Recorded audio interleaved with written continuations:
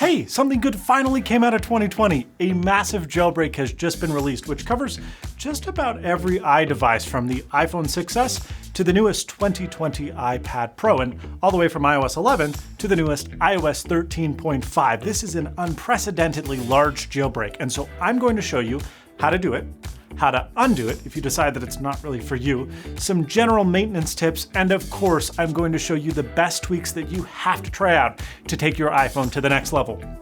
Before we get started, there are a couple of important disclaimers that I need to get out of the way. First, jailbreaking iOS is completely legal and exempt under the United States DMCA. Now, yes, piracy like installing cracked apps and tweaked apps have been an infamous reason to jailbreak, but stay away from that crap. I mean, not only is it dishonest, but you really shouldn't need me to tell you that randomly installing pirated stuff from unknown sources is an extraordinarily bad idea. Secondly, this jailbreak is very safe and can be removed easily, but it goes without saying, make sure you have a localized or an iCloud backup before you proceed in the extremely likely circumstance that you need to restore your phone. Third, Google is your friend. Look, this video is going to try and be as comprehensive as possible, but I can't do the impossible. If you experience an anomaly, you're likely not the first person to experience it, so search the web, Reddit, jailbreak forums, etc. Don't ask me in the comments down below. All right, first you're going to need to install an app called AltStore on your device. Now, obviously, this isn't in the App Store. You're going to need to use a Mac or Windows PC, but it's very, very easy to do. You can either follow their step-by-step, very simple instructions guide on their website, or if videos are more your speed, check out my previous video that includes an entire step-by-step walkthrough, which you can find by clicking here. Hello? There we go, here. Look, a quick note on security.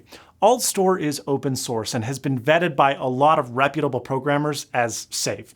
And you can even analyze the packets yourself. But if you're a little worried about sending your Apple ID through some weird third-party app, even though it just goes to Apple directly, you can either generate a one-time specific password for that specific application by heading to apple.com, or you can do what I did, because my Apple ID has other problems. Just create a burner account, your very own Apple ID, and use that to provision and install AltStore. Works great.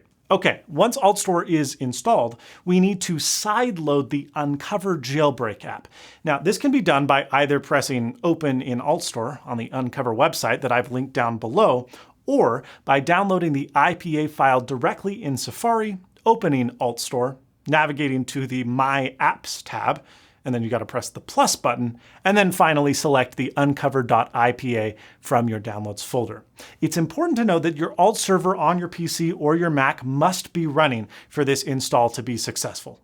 Once that's completed, open the new Uncover app that you have on your home screen and press Jailbreak. Now, during this process, your phone will reboot, and when it comes back, it's going to look like nothing has happened, but rest assured it has. This jailbreak is a semi-tethered jailbreak, meaning that every time you turn off your phone or reboot your device, it'll seem like your jailbreak is gone, like it's disappeared. Now, it hasn't. The modified file system is still intact underneath the base operating system, but you're going to need to open that Uncover app and push the blue jailbreak, or it might say re-jailbreak button again to start with the patched jailbreak kernel. So you push jailbreak, it'll reboot, you push jailbreak again, and then it'll come back. And then every time you turn off your device after that, you're going to need to open that app, press jailbreak, and then you'll be exposed to the open jailbreak environment. And once you do that, you will see the Cydia Packet Manager installed on your phone. Now, Cydia allows you to install tweaks, themes, and more, what are known as packages. Now, because Cydia is an open platform, you can install software packages from basically any source you want, or sometimes they're referred to as repositories or repos. Now, Cydia ships with a few default repos, but they're largely outdated, so I suggest adding the repo where the developer of whatever you're trying to install actually hosts their packages. I should also note that Packix, one of the best repos out there, has generously offered 500 of you the chance to win any paid package you want for free. Simply navigate to the contest entry form below and get entered to win. So Snazzy Labs and Packix, pretty sweet, 500 free keys.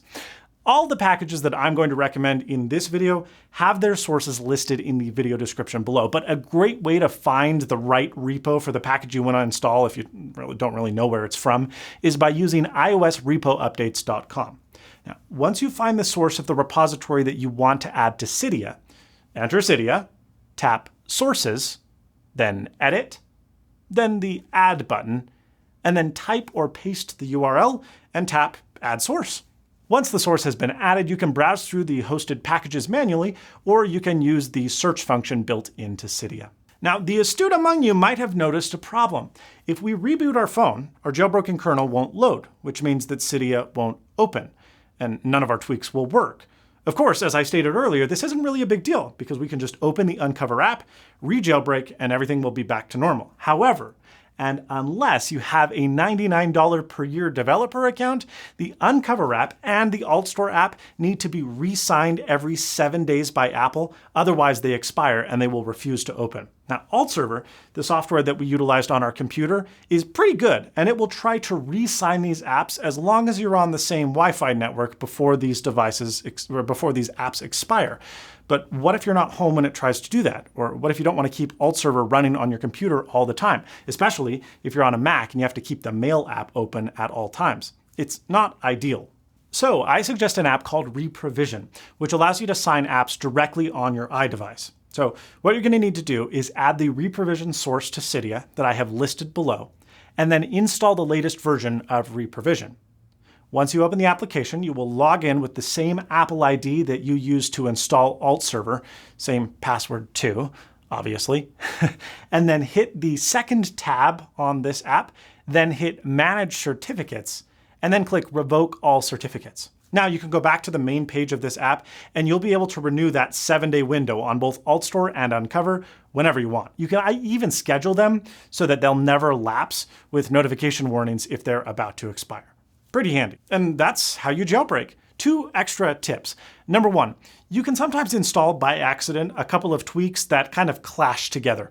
They don't play nicely and they crash your system whenever you try to open your jailbroken kernel. Not ideal, obviously. Now your jailbreak's not ruined, your phone's not destroyed. All you have to do is open the Uncover app in the stock iOS environment, tap the settings cog, and then turn off Load Tweaks.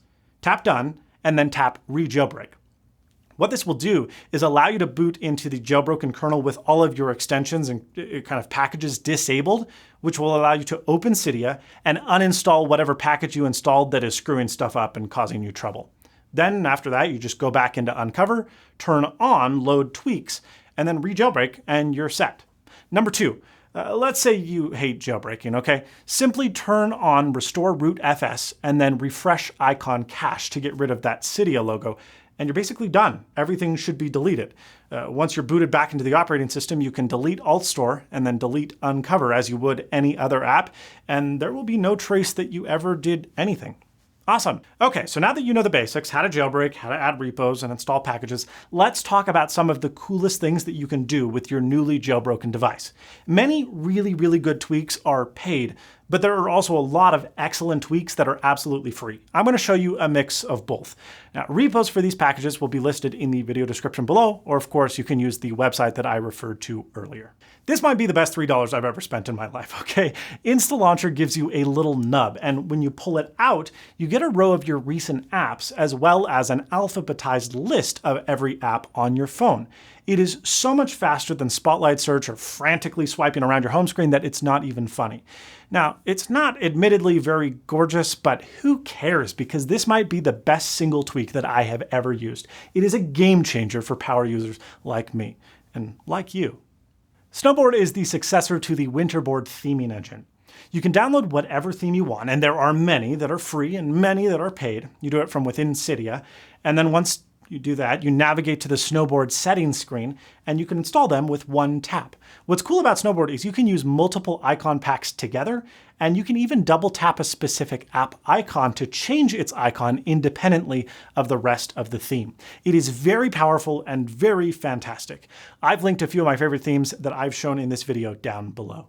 I don't have an Apple Watch anymore because I am a mechanical wristwatch guy, but I did enjoy the handy Apple Watch complications that I could view at a glance for information, and the tweak Complications brings those back. From weather to battery status to alarms to app launching and more, Complications allows you to set up rows and columns of widgets to your heart's content. YouTube Reborn is amazing. It heavily modifies the stock YouTube app to your heart's content with more features than you can probably even imagine. Of course, you can replicate YouTube Premium features like disabling ads or enabling background playback, but it does a lot more. For example, you can allow HD video on cellular data if your crappy cell phone carrier doesn't believe in net neutrality. Or you can disable entire sections of the app. So long, trending! You can change the layout and overlay and more. It's great. Velux is a very old, super OG jailbreak tweak that Apple basically stole a few years ago to turn into 3D Touch. A few months ago, the developer resurrected the name and created Velux Reloaded. It allows you to put widgets on your home screen. You can do the built-in app widgets, like, for example, this Tesla one, or you can use one of Velux's fantastic-looking ones, like weather, music, clock, watch, and more. I do warn you, Velux's documentation isn't very good, and getting things working the first time is a bit of a hassle since the setup itself is kind of buggy, but once everything is up and running, it works great. There's not a problem at all, and it looks even better. I can't wait for Apple to steal this idea. The lock screen now plain view on iOS is nice, but it takes up a lot of space. Sylph allows you to customize the size, optionally hide album art, you can hide the duration labels, and you can change the background. At free dollars, well, it's a pretty easy download. I leave my phone on a wireless charger at my desk during a large portion of the day, and it's nice to see incoming notifications at a glance. Short Look does exactly that. Notifications fly onto the display, allowing for readability at a distance. It looks amazing on an OLED screen, it is unobtrusive, and it disappears as soon as you pick up your phone or tap the display. There is configuration beyond your wildest dreams, as I'm sure you would expect, and it's a simple tweak that quickly becomes indispensable. Digital Battery 13 is pretty self-explanatory. Turn that vague battery bar into a tangible percentage value. You can change the sizing, the alignment, color, and more. This one is a must-have. If you'll recall my original iPhone X video, I talked about how Control Center was a design nightmare. I felt like it was in a stupid spot and that it was poorly laid out. Years later, I still feel the same, and so did the developer of Prism, which has made the Control Center replacement that I wish Apple did. You can launch it from multiple locations, including the bottom corners, which is really nice, and it gives you quick access to standard Control Center toggles, gives you a much better media widget, and gives you weather and Bluetooth device statuses if you fancy as well. It is powerful, it looks great, and all I gotta say is, take notes, Timmy boy. This one's really simple. It hides the home bar on modern iPhones, and that's it. It's great to have it go away, but now you might have a bunch of blank space down there thinking, well, what should I put down there? Introducing the other tweak that you're going to want to install, also free, Saw. Saw reclaims that blank space and gives you more vertical real estate. They are two very tiny tweaks, but getting rid of that bottom space and home bar makes a big difference and makes the phone feel bigger.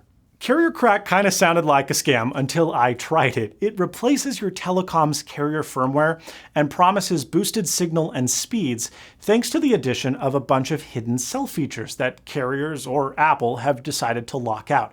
And here's the thing. It works. I consistently got faster download and upload speeds over LTE with it installed. And I even got data, albeit slowly, in a location where I notoriously never have service. For those of you with a carrier that blocks hotspot functionality or restricts it, this tweak also removes that restriction. 100% recommended. This thing is freaking sweet. Are you sick of swiping up to dismiss the lock screen on your Face ID enabled device? Well, AutoUnlock X skips that step and goes straight to your home screen as soon as Face ID grabs your adorable mug. Of course, there are parameters which allow you to disable auto-unlock in certain circumstances, like if you have notifications or if you're playing music. It's really excellent. App Store++ allows you to bypass the 200 megabyte download limit over cellular. It blocks search ads, but most importantly, it allows you to downgrade and upgrade to specific builds of apps that are still hosted on Apple servers. You can also block updates. Now, why would you want to do this? Okay, here's an example. Fantastical is a great app, but it moved to a subscription model in version 3, which pissed off a lot of owners of version 2. Well, guess what? With this app, you can downgrade to version 2. It's been restored to its full glory, and everything is well in the world. I'm an old man, okay, I still talk on the phone, a lot. And you know what? That stupid full screen call interface for iOS sucks. Scorpion replaces it with your choice of 6 different styles. You can still get full access to your controls, and you can customize it to your heart's content, from color to animations to gestures and more. If you use your iPhone as, well, a phone, give it a shot. This is probably one of my favorite tweaks.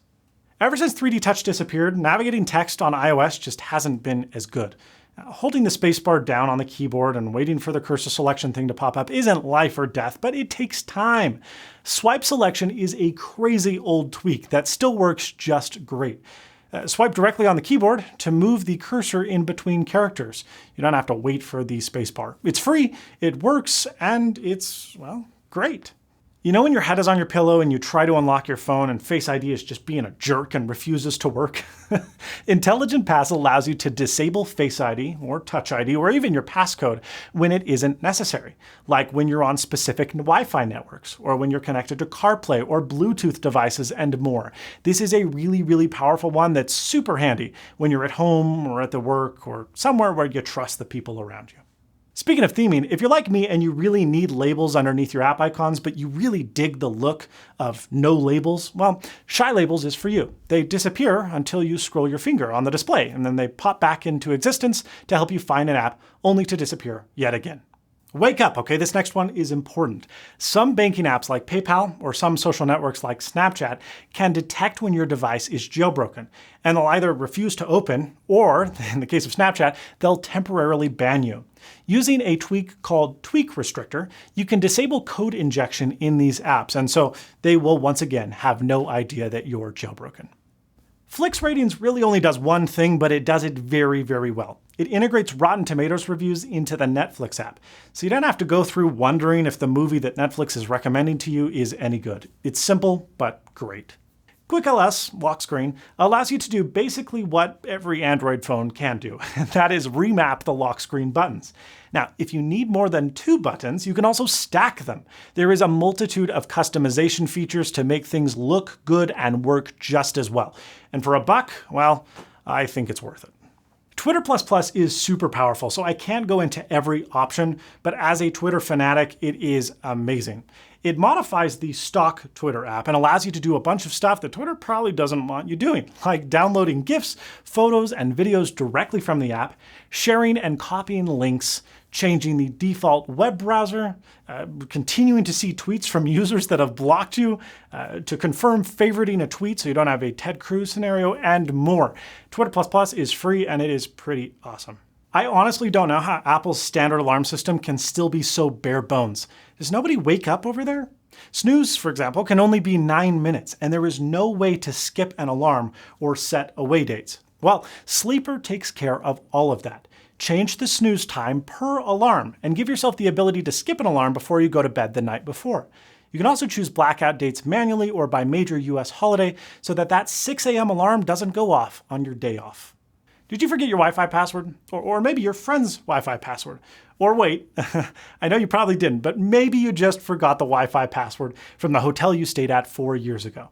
Well, with Wi-Fi Passwords List, you can, well, see every password from every Wi-Fi network you've ever connected to. Comes in handy.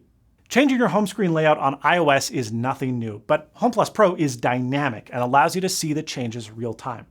Increase the number of columns or rows, hide your dock, hide app labels, add widgets, change offset values, and more. This is a really, really powerful one that I think is a must-have. Huh? It's not a different day. We didn't lose some of our footage. Everything's fine. Look, YouTube's bitrate for video frankly sucks. The videos that we make here at the office look amazing on the computers we edit on, and then we upload them to YouTube, we get all excited, and, well, they look crunchy and compressed. Now, streaming at a higher resolution and then downsampling to the display you're going to play back on does help. But unfortunately, the iPhone, for whatever reason, is locked to 1080p max inside of the YouTube app. Well, not anymore. With YTHD Unlocker, you can get up to 4K video streamed to your device and then downsampled, and it looks great.